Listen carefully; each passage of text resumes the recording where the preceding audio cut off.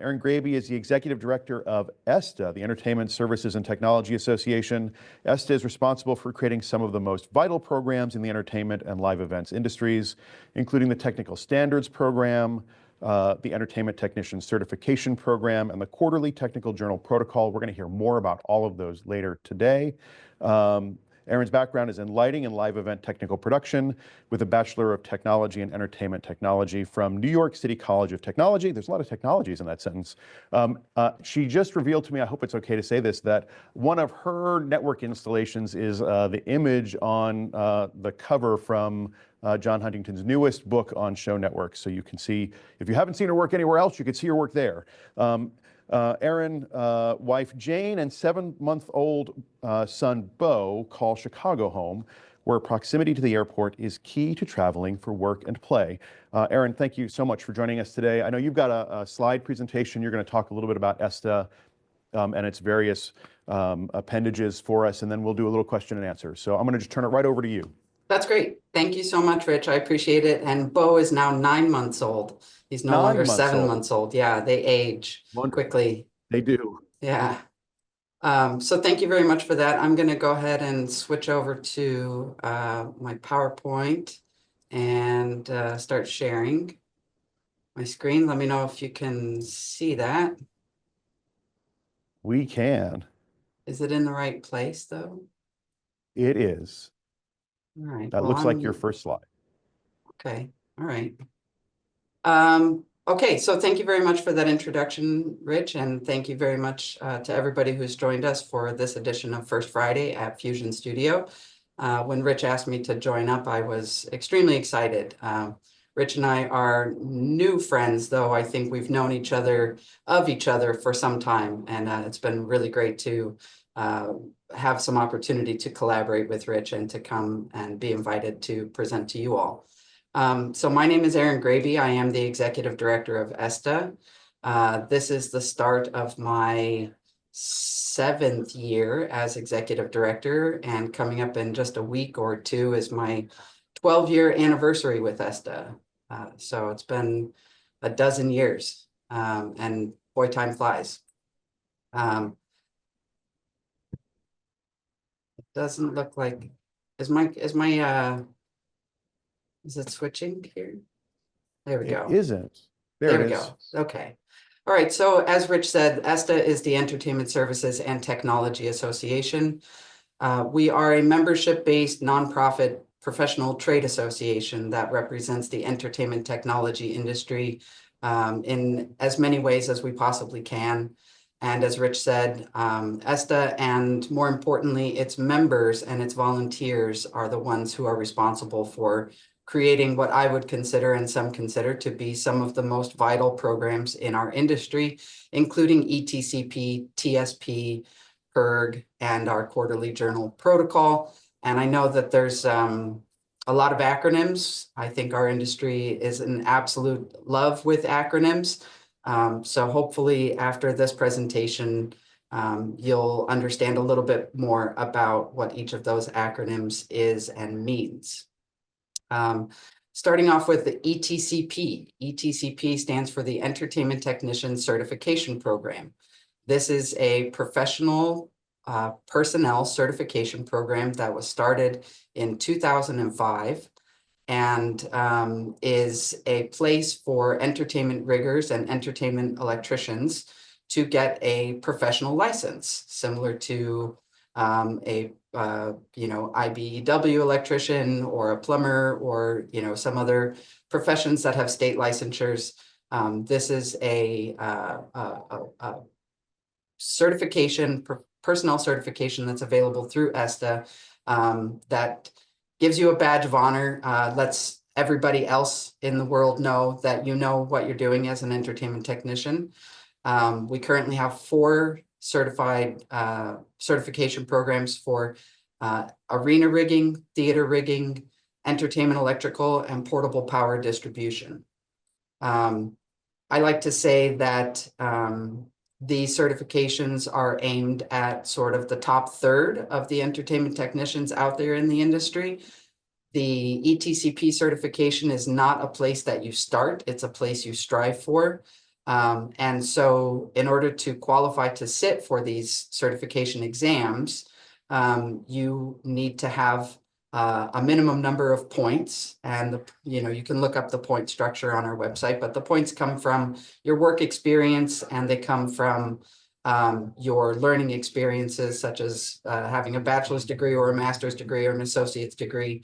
And if those degrees happen to fall within the realm of technical production or theater or arts or entertainment technology, then those degrees will count for a higher number of points.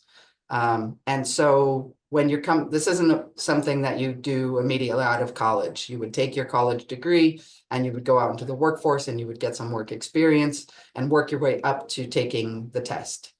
The certifications are good for 5 years. And if you plan to renew your certification after those 5 years, there is a work experience requirement and a professional development requirement in those 5 years to be able to renew your certification. ETCP also recognizes contractors, employers, and labor providers who are using ETCP certified technicians. So this is a way for companies, employers, and labor providers to show to the world that they are hiring folks who are certified with their ETCP certification, and letting the world know that you value safety and that you are putting the best people out there to do the work that you're doing. ETCP also recognizes the individual trainers and the organizations and companies that are providing training. The training that our recognized trainers and providers and training programs offer is very valuable, even if you do not have your ETCP certification, because it's a way to gather some of the education and information that you might need that might be a part of the exam. And the ETCP recognized trainers and training providers who are offering this education, that training also qualifies the existing certified technicians for renewal credits. That's that professional development requirement for renewal of your certification.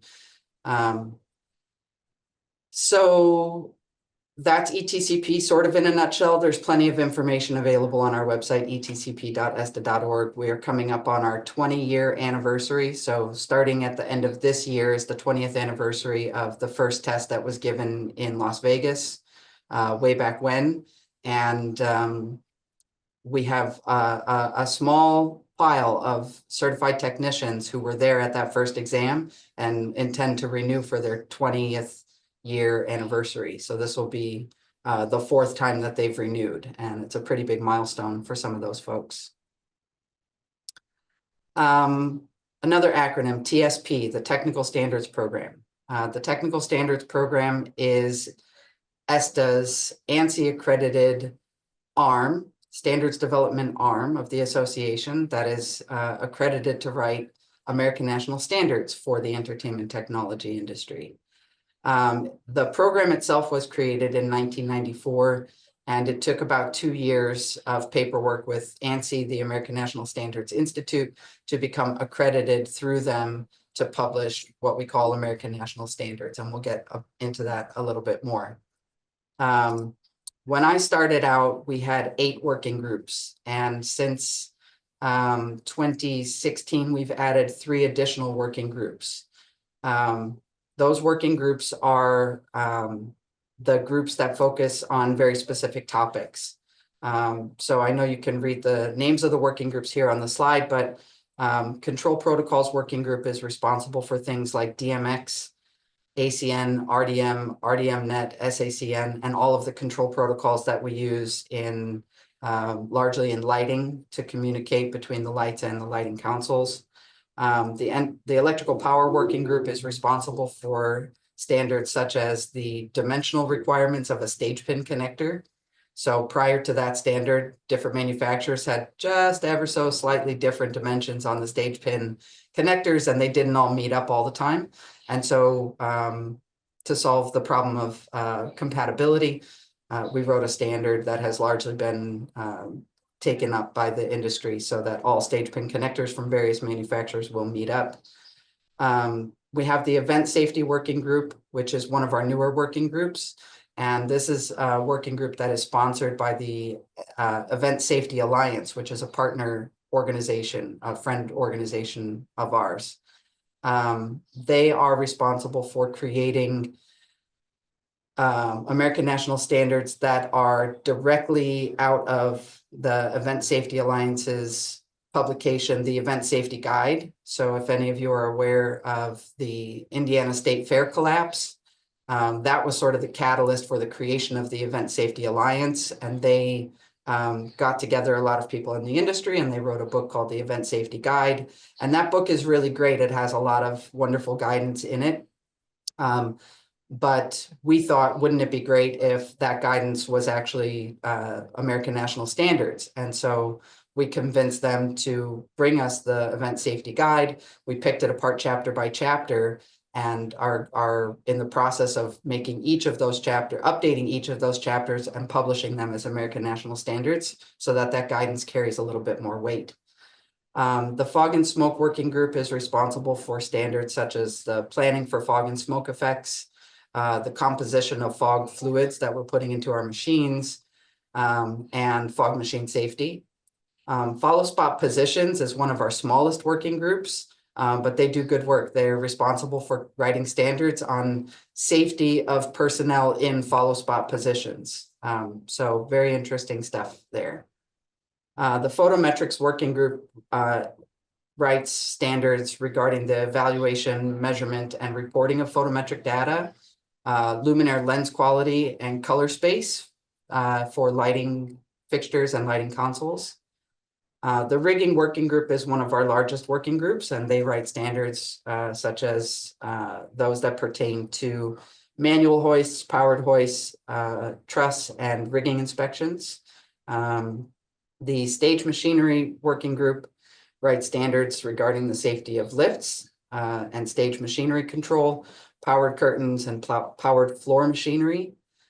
Weapons safety is also one of our newest working groups, and they do not have, because they're so new, they don't have any published documents yet, but they are working on standards for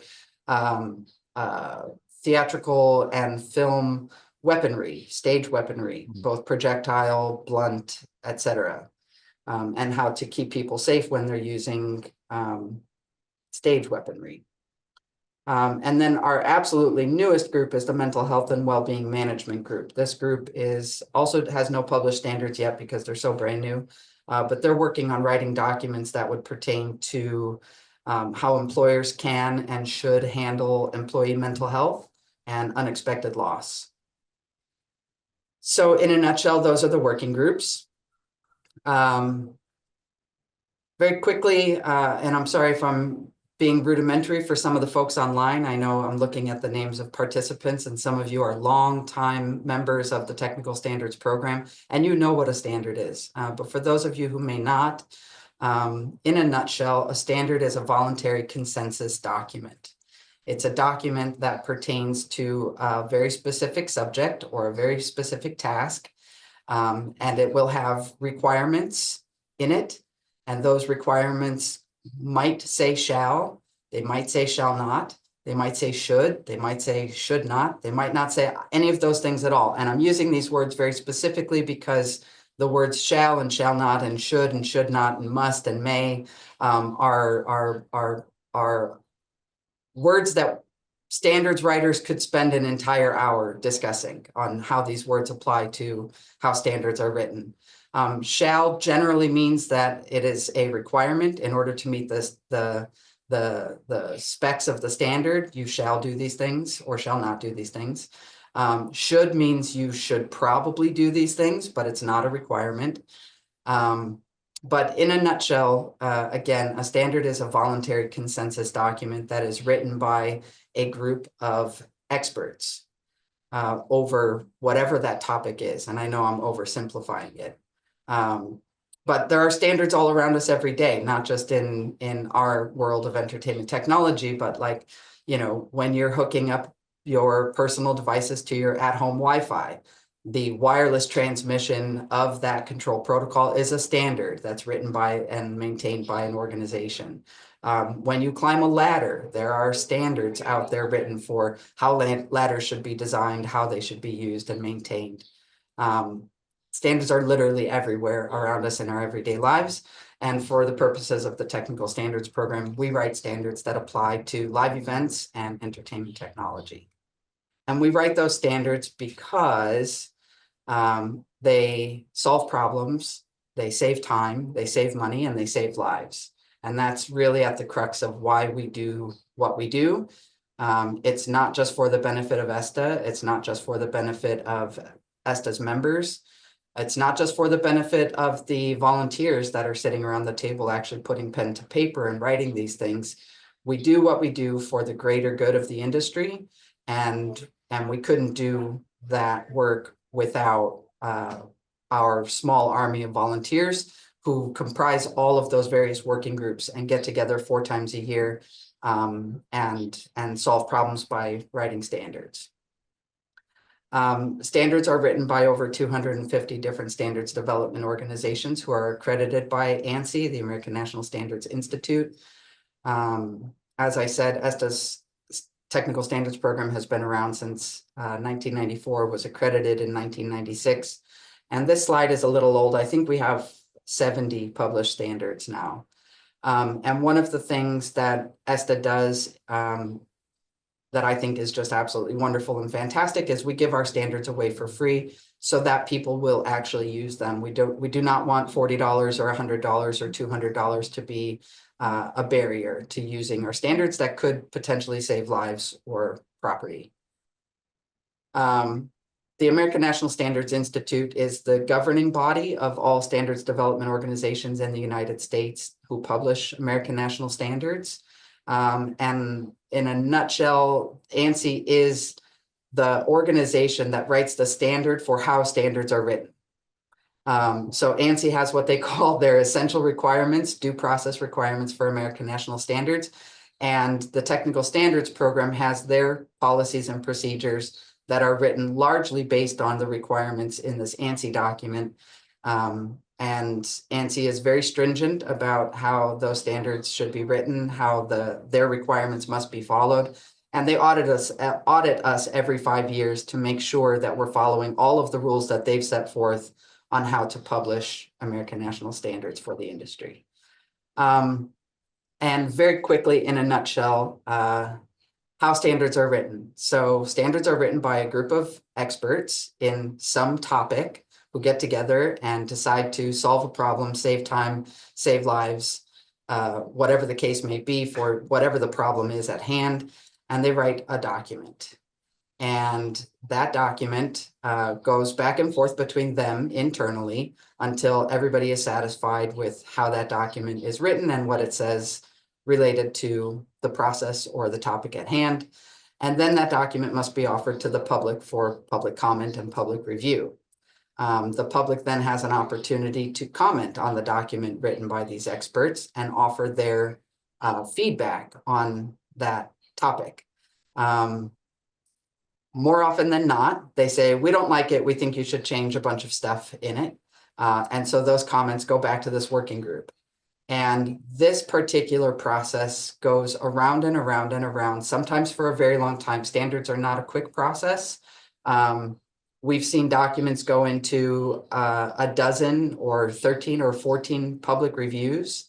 And each of those public reviews, you know, the whole process takes anywhere from, I would say, 60 to 80 days to complete a public review.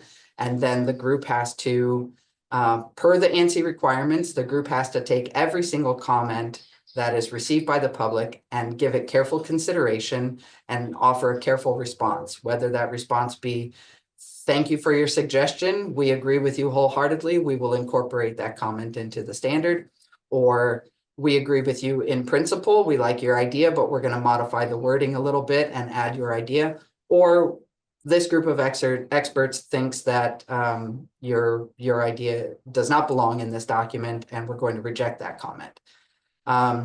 So as I said, that process goes around and around and around until everybody's okay with the document. The experts who wrote it, the public who's commenting on it, everybody's okay with it. And once they are okay with it, we can offer it to ANSI. ANSI reviews the document and all of the processes that led to the final version of that document and make sure that we followed all the rules. And once ANSI gives their thumbs up, then we can publish it and give it to the world.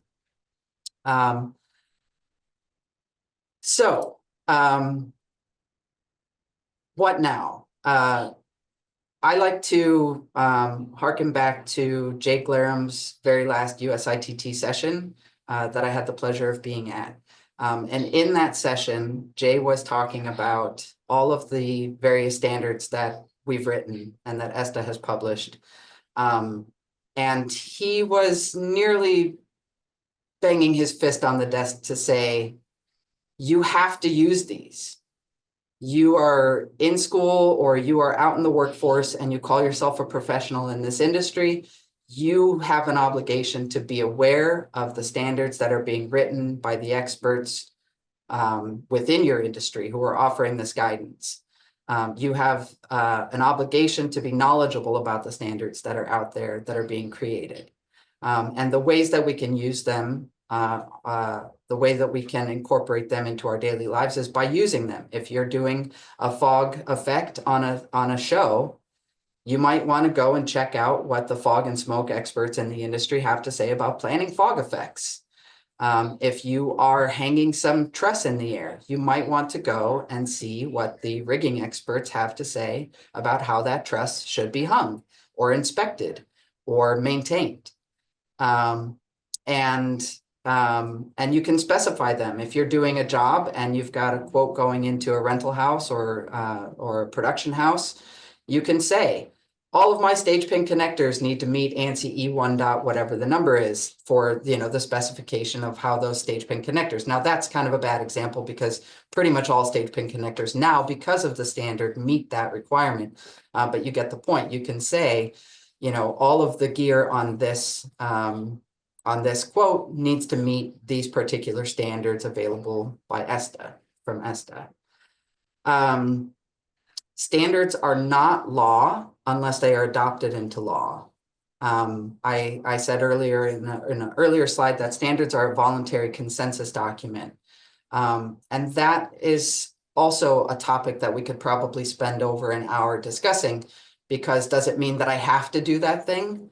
Well, no, not necessarily, but as I just told you, if you're a professional in this industry, you really need to be aware of the standards that are applicable to the work you're doing.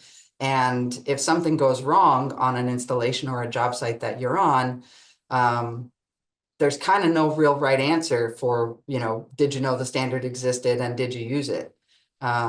Because if you did use the standard, then if you didn't use the standard, then somebody could say, well, why didn't you use the standard? Why didn't you know that the standard existed? You call yourself a rigger, but yet you don't know anything about rigging standards. And if you did use the standard, then there's something else wrong. Either you used the standard, you followed it to the letter, and now the liability and the blame for what went wrong can go elsewhere. Or yes, I knew that the standard existed, but I didn't quite follow all of the shalls and shall nots, and something went wrong. So unless a standard is adopted into law or adopted by reference, then it is not illegal to not follow one of the standards. For example, ANSI E1.21, which is the outdoor structure standard, is referenced by the New York State Uniform Fire Prevention Code and now the International Building Code. And what that means is that in the state of New York, it is illegal to erect an outdoor stage that does not meet the requirements of ANSI E1.21. And in the upcoming publication of the International Building Code, E1.21 will also be referenced. And that International Building Code is generally adopted by every jurisdiction in the United States. And so once that is published, then ANSI E1.21 will be solidified into law across the country. And certification can also be codified into law. For example, in the state of Illinois and in the city of Chicago, you must be ETCP certified if you are working on an outdoor stage. Also in the state of California, just a couple of years ago, they passed an ordinance that said that on government-owned property, for example, state universities, if you are hiring a third party if you're contracting a third party to come in and perform work that is related to the fields of entertainment rigging or entertainment electrical, then your third party provider must be using ETCP certified labor. So there are ways that certification and standards are codified and become requirements and must-haves in certain situations. As Rich said, we do have a quarterly journal that we publish, a quarterly technical journal called Protocol. We use Protocol for shouting as best we can into, from the rooftops about what it is that ESTA is and what our programs do. You can read Protocol for free online at esta.org/protocol. You can also sign up to receive a print copy of the magazine mailed to you. It's $20 per year for US shipping and $30 per year for four issues for international shipping. And I highly invite everybody who doesn't know Protocol to check it out. There's really a wide variety of interesting, heady, sometimes nerdy topics, but that's often the world that we live in and the things that we enjoy. So other things that you can do to get involved are you can join ESTA. As I said at the top, we're a membership-based organization, and membership dollars go to support all of the work that I just detailed regarding standards and certification. You can subscribe to Protocol for free. You can join the Technical Standards Program. The requirements for being allowed to join the Technical Standards Program are simply anybody with a material interest in the work that is happening on any of those working groups is invited to join the working group. And there are a couple of different tiers of membership or participation in the Technical Standards Program, including voter and observer. And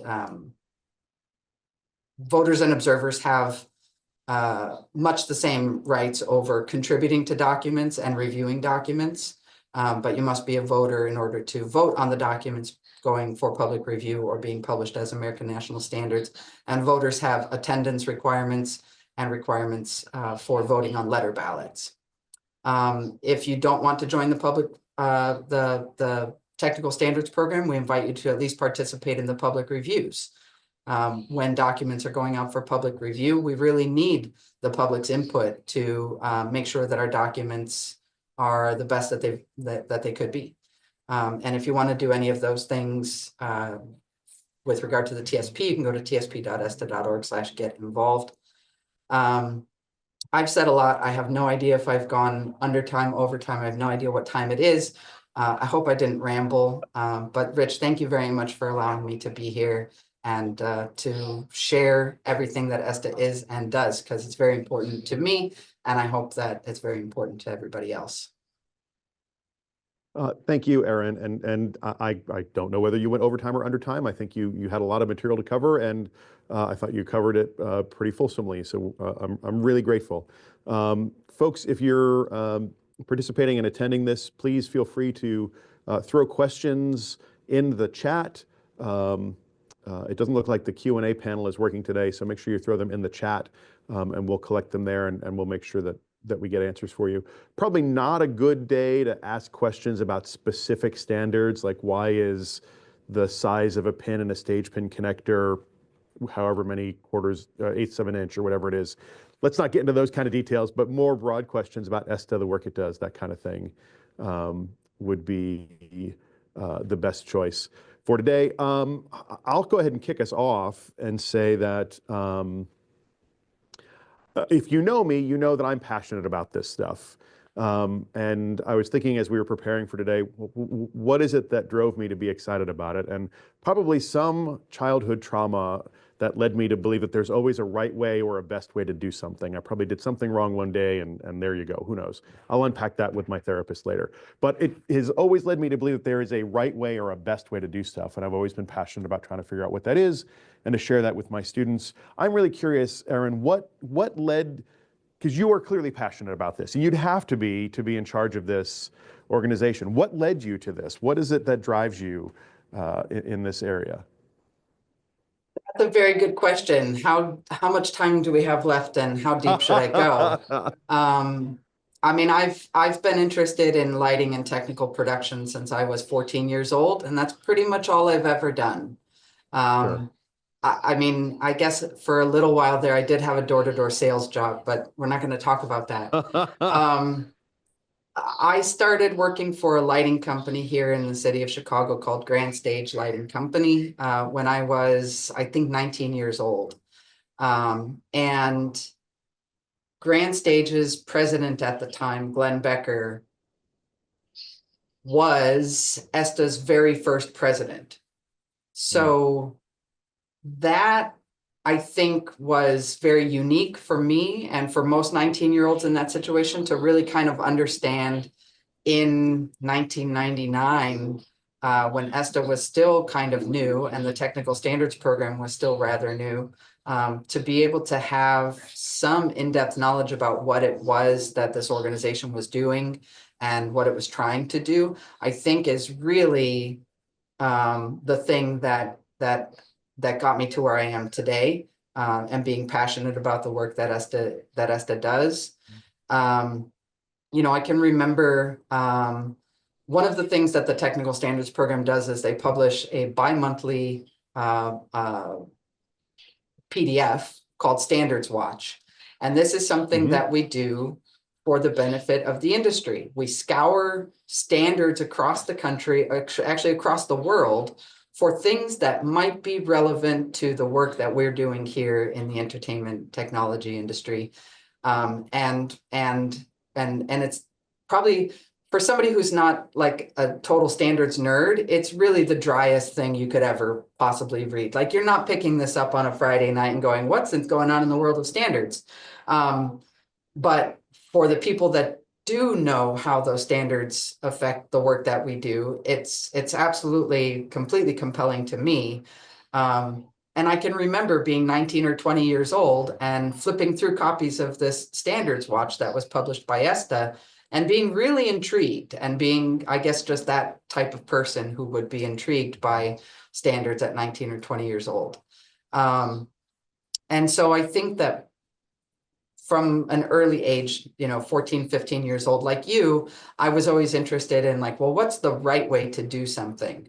And I knew some of the things that I was doing in high school were not the right way. I knew that hands down. And that, I think, is unfortunately the case for a lot of people who get an early education in theater by folks that don't necessarily have all of the wherewithal about the standards that are available to them to help them do their work better and help them educate better.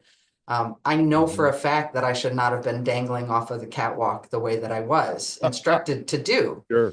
But it helped me, become a better technician, to seek out additional information on the right way to do things. And at Grand Stage, I also had an opportunity to sort of become the expert in pyrotechnic storage and usage and licensure. And it was always very important for me to make sure that if we're selling these pyrotechnics, these very dangerous things, to people, that they understand the requirements that are expected of them in the use and the purchasing and the storage and the transportation of those pyrotechnics. And it always very much intrigued me to learn about how OSHA fits into all of this, and I know that that's a whole another hour-long thing that we could do. OSHA specifically governs the relationship between the employer and the employee.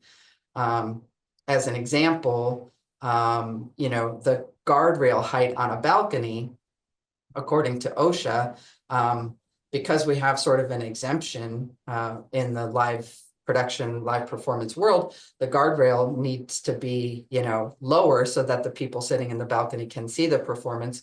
But technically, if once the audience leaves and the cleaning crew comes in and they're vacuuming on that balcony, technically that railing is supposed to come back up to whatever it is, 38 or 42 inches, to protect that employee.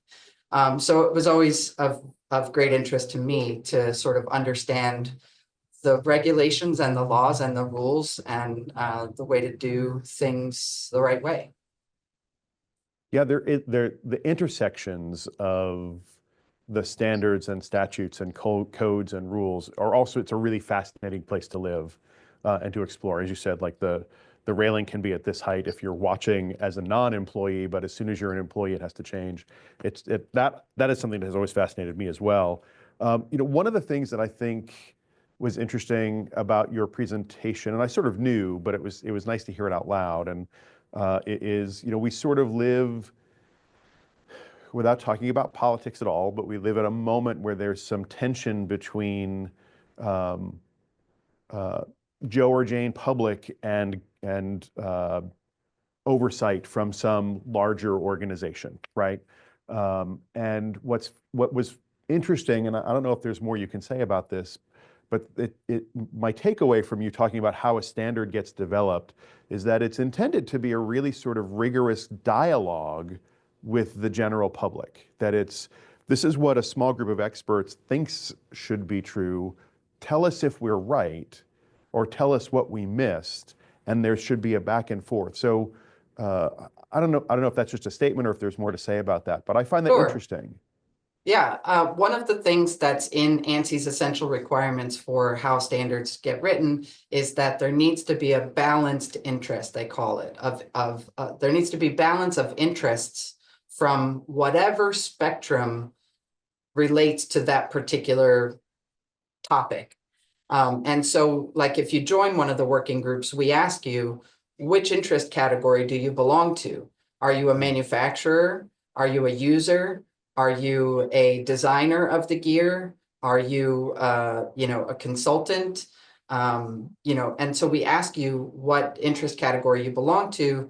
And one of ANSI's requirements is that we get balance of those interest categories so that it's not just 100% of the manufacturers going and saying, this is how a piece of truss gets built. We have, we're supposed to get input from a wide variety of people who are using that truss or designing that truss or working on that truss or working under that truss, or repairing that truss or transporting that truss, like whatever the case may be, we need to try to find as much broad interest of people around that topic. And that's not always possible because we get together 4 times a year. We meet on site, for example, at USITT and at the NAMM trade show, and twice a year at some other hotel that doesn't have anything else going on around it, so that we can focus on writing standards. And so that the work of writing standards is rigorous, and it does involve and require time and money and dedication and attention to detail. And so if we don't have a full balance of interest around that one topic, that's one of the reasons that the public review exists, is, hey, folks out there who maybe don't have time to be in the room, but this topic applies to you. What do you think about the work that we just did? And ANSI doesn't necessarily care what the topic is, right? ANSI isn't the one telling us like how rigging should be built or designed or installed. We've got the small army of experts to do that work. Sure. And do you, in your experience, maybe you don't have any frame of reference or data for this, but how is there a fairly robust response during those public review sessions? Or is it sort of crickets and the 3 people who are the standards wonks who do read Standards Watch on Friday nights responding? Like, what is your sense of that? That's a very good question, Rich. And it's a question that I know the working groups ask themselves all the time. If we Yeah, put a standard out there for public review and we get no responses, does that mean everybody's okay with it? Or does that mean nobody saw it? Or does that mean nobody cares? You know, and I don't know that we know the answer to that all the time. sure. Yeah. But that's why ANSI has the stringent rules that they do about publicizing the public reviews. And during the audits, they'll go and check, you know, how did you publicize this public review? Show us your evidence of how you publicized it. And so we have to have, you know, social media tweets or evidence that it was published in a magazine, or evidence that a press release went out to, you know, the general press within the industry and say, look, we tried, we sent it out there, and there was crickets. So we think the document's good. The people in the room that wrote it think it's great. So if nobody responds, then yeah, if everybody in the room thinks that it's good, we can just go ahead and publish it. Now, conversely, there are standards that we put out there where everybody goes, whoa, whoa, whoa, whoa, whoa, what are you guys doing? And, you know, Sure. we'll get hundreds and hundreds and hundreds of comments that need to be collated and gone through. So I think it really Interesting. depends on the topic. And I think it really depends on how many people it affects in the world. You know, Sure. back in the day, I'm told, you know, fog and smoke used to be a really, really, really big deal. And, you know, putting fog out there into a theater and into the lungs of the public was a really big deal. And people didn't know what this stuff was or how it was going to affect their health. And so the standards that were published around fog and smoke early on got a lot of attention from Mm-hmm. industrial hygienists and, you know, theater producers and everything like that. And I apologize if you can hear what's going on in the background. Great. I think And we're good. so, you know, back in the day, fog was a really big deal. And so there were a lot of comments on those early fog and smoke public reviews. Stuff Yeah. now, when we're maintaining fog standards, like, no, everybody seems to be okay with the world, you know, fog and smoke at this point. Sure. Interesting. So I was on, I've let my membership to this working group lapse for various reasons, but I was an observer for the control protocols working group, and we were working on 1.51, I think, which was like the open transport protocol. And there was a public review and very few people commented. And I'm sure that's because the 100 people who had a real vested interest were all part of the working group, right? So all the voices who were even thinking about that had already had a voice. But I could see where something like fog and smoke or fall protection, you know, stage railings on stages, those kinds of things would get lots of response from lots of people. So that's fascinating. I also think it's interesting that sort of embedded in your answer to that was the standard writing body, their responsibility is to make it available, right? You publicize that it's here for you to review, and you try to make that as widely known as possible. But it is up to all of us to take the time and the effort to look at it and to provide comments. And I think that's an interesting takeaway for the folks on the meeting today. Anybody watching this as a recording later, like that is part of our responsibility as engaged technicians and engaged members of the public to look at those things when they come out and to read them and to think about what is the impact, and is there something that we maybe want to share? Because that's how we engage in that rigorous conversation about the development of standards. I think that's important. So I'm glad that we talked about that a little bit. You may not know the answer to this, but I'm curious, are there some interesting standards under development that you can talk about, or is that not a thing that's allowed? I'm totally surprising you with this question. We didn't talk about it in advance, but I'm Yeah. curious, like, are there things that you know that there are conversations about that are interesting? Yeah, I think for me, the most exciting stuff that's being worked on is from some of our newer working groups. The Event Safety Working Group has been around since 2016. In the world of standards, that's still pretty new. And they are still continuing to publish revisions to those chapters of the Event Safety Guide into American National Standards. So the work that they've done to publish standards on weather preparedness for outdoor events, the work they've done for crowd safety, crowd management, You know, I don't know if you recall the Astro World crowd crush that happened in Texas several years ago.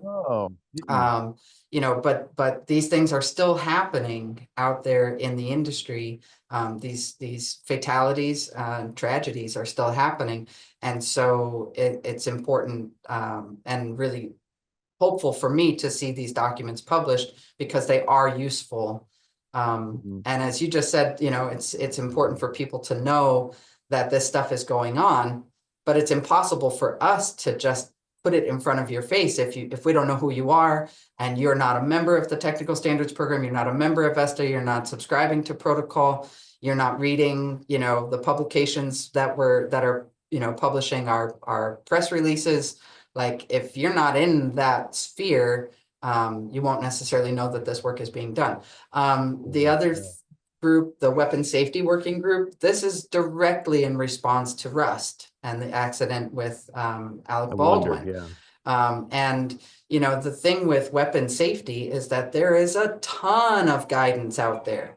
There's a ton of guidance from from IATSE. There's a ton of guidance from Actors Equity. There's a ton of guidance from different countries that, I mean, you think about how many films and stage plays have used fake guns and not had incidents. You know, that's because of a lot of this guidance that already is available. So what the Weapon Safety Working Group is trying to do is sort of collate all that good guidance from all over the place and make it into an American national standard that will hopefully carry more weight and be more widely available to a lot of people. Yeah. The Mental Health and Wellbeing Management Working Group, that's also a group that I'm eager to see some of their publications, because, you know, mental health has become one of the hottest topics of conversation, in my opinion, over the last several years. And you know, it's important for employers, it's important for people, for companies to at least have an idea and be thinking about, you know, well, what would I do if there was a tragedy on my, you know, on my roster? What happens if one of my crew members dies? What happens if, you know, somebody takes their own life? Like, how do I deal with the people around that person? How do I, you know, what's supposed to happen with regard to first response to the family of that person? And that's what this working group is going to be looking at, is ways to offer guidance on, you know, what happens, what do you do? How do you think about those things as an employer? So those are some of the most exciting ones, I think. There's also, I will hint at one of the more controversial ones that's coming up. Okay. And I was not in the room, so I'm giving this third party. And there's a couple people on this call, I think, that were in the room. And if they'd like to pipe up and correct me, there was some discussion in the last round of meetings over the way that chain hoist connectors are configured. And I think that there was some heated discussion over whether or not we should be writing a standard about this, but similar to, you know, the stage pin connector compatibility. And there's another standard that the Electrical Power Working Group has, which is one of our shortest standards, which just says this is an HMI ballast and this is the connector on it, and here's the ground pin. And if everybody just makes sure that this is the ground pin, you know, then we're going to save lives and equipment. So similar to that one, it sounds like there might be some work on how chain hoists are plugged up. That is exciting. I'm actually going to reveal my nerdy wonkiness. I actually want to read that one. I can't wait till that comes out. And thank you for the sort of sneak peek and overview of what's happening. As you were talking a little bit earlier, it occurred to me that with an ever more curated social media feed, an ever more curated streaming TV and film content feed, that has to make it even harder for you all to get the word out. And so I guess I'm just going to take a moment and say to the folks watching live right now, and then the folks watching in the recording, I guess that means it's a little bit up to us who are here to make sure that we're also talking to people about making sure you're looking at these standards and looking at them when they're in public review, because we can't guarantee that the word is getting out from ESTA to the people who might want to see it, because who knows how their feeds have been curated by the AI that is going to take over the world in 30 years. Another question that I was sort of thinking about, and you and I have had some conversations about this in the past, the phrase that my colleagues in engineering use to talk about the sort of umbrella topic that I've heard used a few times is thinking about the ethics of care, right? Like making sure that we're thinking about the health and safety of the people who are in contact with whatever it is we're working on. And just personally, from my experience, I've seen a shift in thinking about that in the entertainment industry in the last 30 years. I'm wondering if you've seen that, and if you want to talk about that or could comment on that at all. Yeah, I think, ethics of care is another one of those. We could take a whole another hour to discuss what it means and how it impacts us. But I think, yes, I think we've definitely seen a shift over the past 30 years. And I think one of the ways that that shift happens is through the publication of standards that help our industry do better and work more safely. We have a standard for the prevention of falls from stages. You and I talked about that just briefly right before the call. That's right. And that's a standard that we published that I think belongs stapled to the front of every stage in the world. And if you go and read this document, it's really kind of brilliant. There's not really any requirements in this document. It doesn't say you must do this thing in order to make sure this person doesn't fall off the stage. It says you need to be thinking about how to keep people safe. Does that mean that you put spotters in the front? Great, put spotters in the front. Does that mean those spotters are authorized to stop something in mid-production? Should they see something about to happen? Right. Yes, maybe that does. Yeah.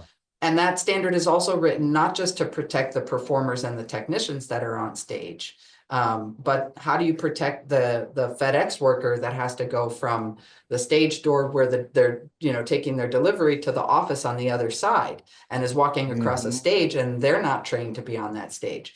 Or how do you keep, at an awards ceremony, people are nominated and you don't know who's going to win and they haven't had time to rehearse, how do you keep that person safe? And so I think just having those types of documents and making it a part of the conversation, making it a part of your teaching, making it a part of, how you educate yourself and your students and your coworkers and maybe your bosses, even, your supervisors who might not be aware. That ethics of care is always there, I think, in all of our safety standards. And that's one of the reasons why we do what we do is to help people take care of their spaces and their people. Sure. Yeah, I appreciate that. And there's a couple of things to unpack from that, but the notion that that sometimes, sort of embedded in what you said, is the notion that sometimes the show doesn't have to go on. Like maybe the spotters do have to stop things because things went sideways, and that is, I think that there's a changing perspective on that, at least in the people that I talk to in the industry. But that's a hard thing to overcome, right? The notion that we have this commitment to doing the song and dance and making sure that no one knows that there's work happening to make the magic happen. Stopping things because things go wrong flies in the face of that. And yes, I know there's ticket concerns and refunds and financial stuff, but I had an interesting conversation with some dance colleagues at one point about, this is a thing I learned. Apparently, it's not uncommon for dancers' feet to start to bleed during a performance, right? And we had a conversation about, well, what does that mean? And bloodborne pathogen protections, there's all sorts of expectations and realities about that. And the notion that we might have to stop and clean up a spot of blood on the stage or an amount of blood was sort of anathema. Like, well, no, we can't stop the show. Like, that's not going to happen. And I said, well, we don't want to ruin the show, but we do have to think about the fact that we could be sharing blood between people, and that's not good. And so Yeah, how do we navigate that conversation yeah, is doing it with a way that is sensitive to both the care of the health and safety of the people involved and sort of the protection of the integrity of the work. It's a complicated thing to navigate. Yeah. yeah. And to the point of the dancer's feet, we also have Yeah. the floors working group. This is, I saw that. really, really heady kind of one, I guess. The floors working group does have standards for evaluating the springiness of a floor and evaluating Right. the slipperiness of a floor. And maybe if we're putting dancers on stage, yes, they're protecting their own toes as best they can, but we also, as the producers and the technicians, need to be thinking about what they're dancing on. And do they Hmm. have the right sprung flooring? I've walked Hmm. into dance studios in the past where it's vinyl flooring, just that really, really thin vinyl Oh flooring, man. like on concrete. Oh I've boy. seen it happen. And these Yeah. are, professional dance studios that that are taking money and teaching little Yeah. children, and Yeah. that's dangerous. And Yeah. so yeah, we do attempt to write standards also that will help people protect their dancers' feet. Yeah. We need that. We need that. There's always these anecdotes just pop into my head when we have these conversations. And there was one about early in my career, a theater for young audiences performance that was on an outdoor concrete slab, and they decided to have this 14-year-old girl do um, uh, ha- uh, uh, front rolls and cartwheels and whatnot for the curtain call, and she absolutely snapped her forearm during a show because that's not a surface that's really designed for that kind of Yeah, work. yeah, And you go, oh my God, we could have prevented this had we just been thinking about what are we asking the performance to do on yeah. what surfaces. So Yeah, we want we are everybody to come to the show, and performers, audience, technicians, everybody, and be able to go home safely and come back and do it again. That's ultimately what we all want. absolutely, absolutely. And I should say that young woman, she was 14, I think. She might have been even younger. And this is a weird story to tell because on the one hand, I was so impressed because nobody who didn't know her knew that she got hurt, right? Like she finished the thing and she did the curtain call and she bowed and then she came off stage and then we knew. But on the same time, what are we teaching our performers that they got to hide that they got hurt? So many conflicting things. We have Yeah, about a minute yeah. left. There are no questions that have come up in the chat, but I want to make open the opportunity one last time. If there are any questions from our attendees that they want to share, I'll give you 2 seconds. And you can also always email me. I'm always happy to talk shop. Uh, my email address is erin.grabe@esta.org. It's also available on our website, esta.org. Always happy to chat. Awesome. Erin, thank you.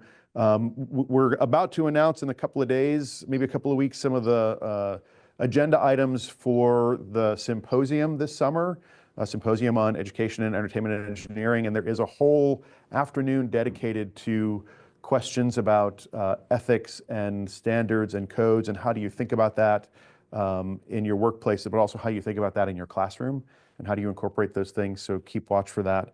We're really excited. We've been talking with Erin about how to develop some of those things for the symposium. Thank you all so much for being here. Erin, thank you for being here. This has been a fantastic conversation.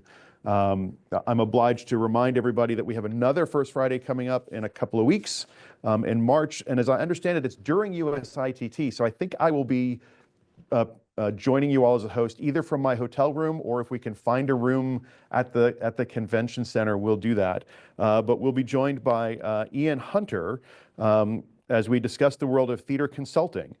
Ian Hunter is of the Shallot Collaborative on the West Coast. He'll provide insight into the trends of facility design and live entertainment, the role theater consultants play in that process, and he'll discuss some of the projects that he's been involved with over the years. I think that's going to be a real fun conversation, because I don't know that a lot of certainly not a lot of students in theater understand that whole part of the world, the theater consultancy part. So please join us for that.